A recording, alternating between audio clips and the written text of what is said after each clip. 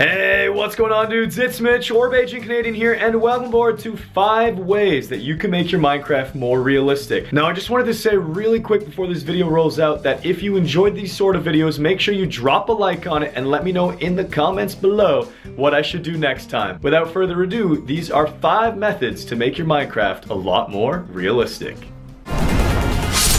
Yo, what's going on?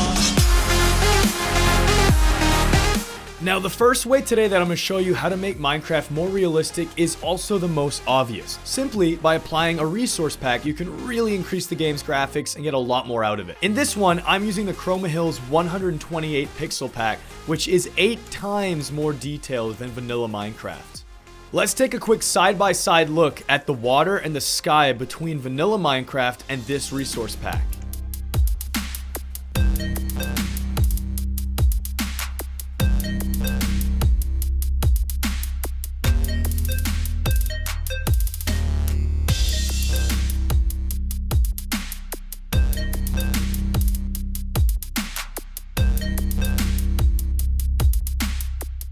Now, the next thing in our list of 5 goes hand in hand with the resource packs, and this is a shader mod. This is a very simple special effects mod which you just apply in-game once you've downloaded it and added it to your mods folder through the video settings, shaders, and once it's selected, just simply click done, and you'll immediately notice a massive difference in-game between the vanilla shading and this new shaders mod. Looks a lot more clean, a lot more realistic, and a lot nicer overall.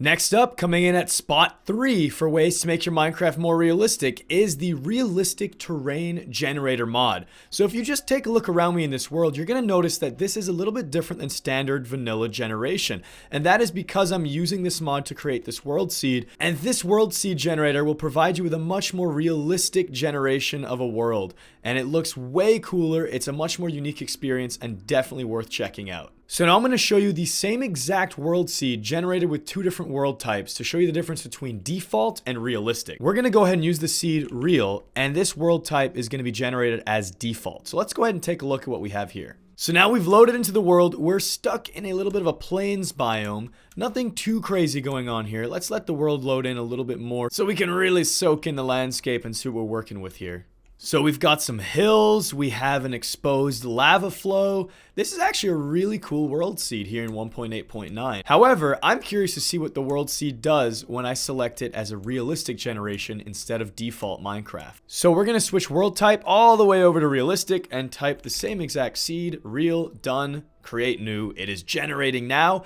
and let's go ahead and check out those exposed lava areas and see what they look like. Well, long story short, realistic world generations and default use entirely different setups, so we're not going to even find those lava flow zones to see what they look like in realistic mode. However, we've spawned in an extreme hills biome, and we're trapped in this sort of water cavern between 2 mountainsides. It looks absolutely amazing, really gorgeous views, and I want to kind of explore here and see what else we can spot along the way. So we have these stunning views because of the realistic shaders and texture pack. I just want to play Minecraft like this non-stop now because it just looks so freaking beautiful. This is just too stunning of a sight. We have a gigantic mountain over this way, and behind us we have another one covered in snow and ice.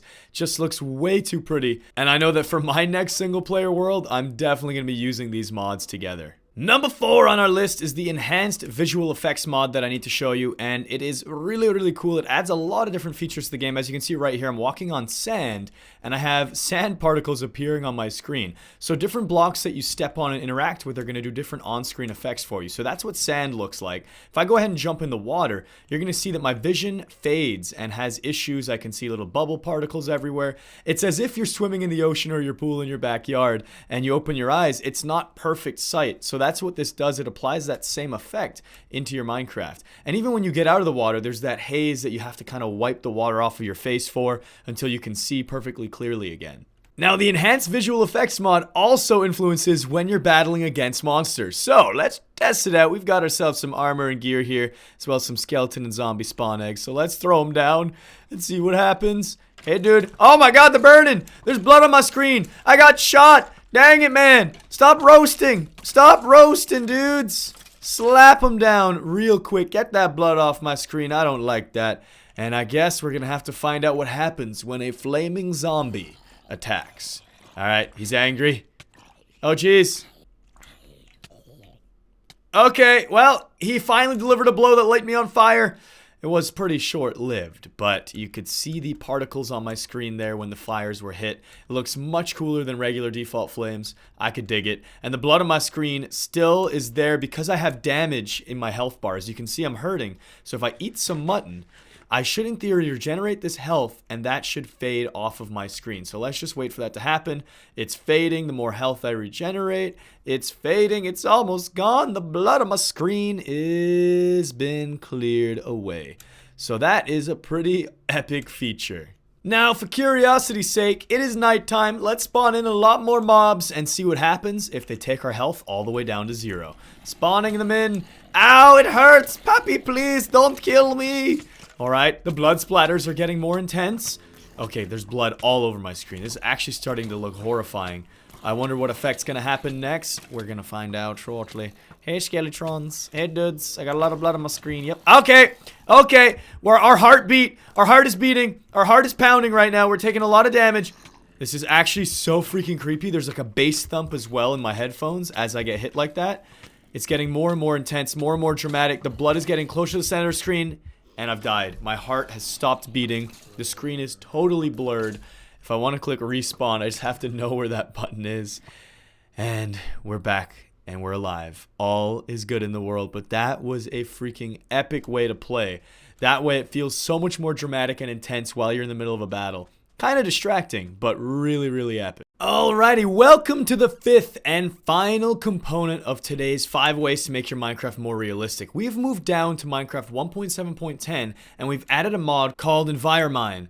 Now this mod adds a ton of little features to the game that add up to make it a lot more challenging and a lot more realistic to play through your survival servers. The first things you're probably going to notice on screen is in the bottom left and bottom right, I have 2 new bars. On the bottom left, I have temperature and thirst, and on the bottom right, I have sanity and oxygen. So a quick rundown of how those things work. Basically, your temperature will change based off of heat in the environment around you, like lava, water, desert, snow biomes, basically just different areas in the real world that will change your temperature in real life. The same will happen here in Minecraft now. And if your temperature gets way too high, you spontaneously combust and die. If it gets way too low, well, you freeze to death. The other things that'll affect your temperature is how quickly you're moving around the map, jumping about, sprinting, as well as what armor you're wearing. If it's too heavy, it's gonna cause you to get your temperature increased a lot quicker because it's more work for your body. Now, directly related to temperature is thirst. The more you move around, the hotter you get, the more you're gonna sweat, and the more your thirst is gonna be depleted.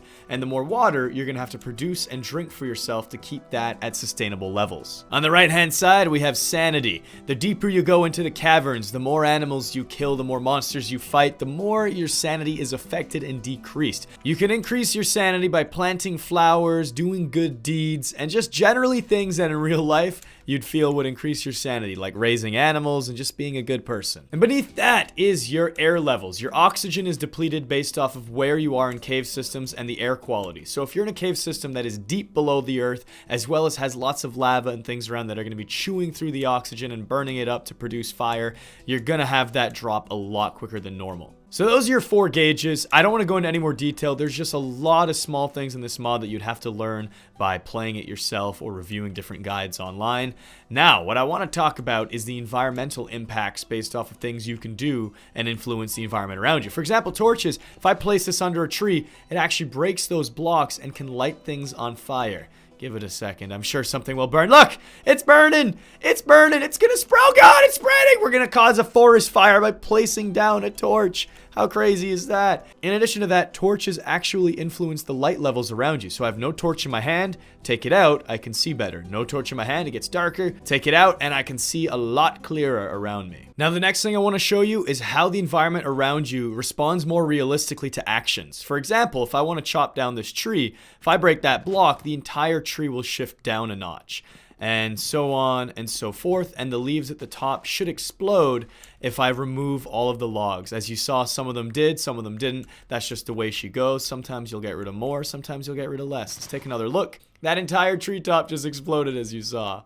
Next up, blocks like sand and gravel that normally slip and slide and drop underneath themselves now actually have a full physics effect to it. So if I go to put this block here, it'll shift itself to the next closest destination that should fill in the blanks. And if I were to break a block here, it's going to move the entire landscape of sand. As you can see, it's all shifting. It's not just the block above that gets moved. And the final major component to EnviroMine that I want to show you is structural integrity and cave-ins. So if you were to be mining in a cave system and destroy too many blocks above your head, you could actually negatively impact the entire environment around you and cause yourself to die. So for example, I have this stone pillar, and if I were to build out more than 2 blocks, it's going to start to collapse and cave down because there's not enough support around it.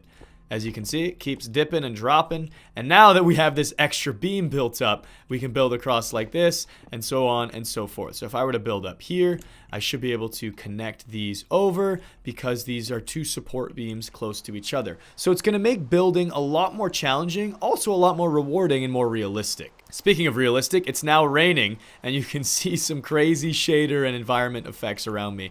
Looks so freaking cool. Very misty, very much real world-esque. Reminds me of horror movies and stuff, but this is just the way the world works. If it's raining in real life, you can't see as far. There's too much water blocking your view. And that is going to do it for this video. I hope you enjoyed these 5 ways to make your Minecraft more realistic. And of course, if you did, make sure you slam that like button and let me know in the comments what I should cover in the future. I have a really good time making these list videos. It's really interesting learning new things myself about the game. And I hope you enjoyed this as well and took something new away from this video. And of course, if you're new to my channel, make sure you subscribe for more vids in the future. I post a lot of crazy PvP action-packed minigames as well as these informative style vids. See you next time. Goodbye.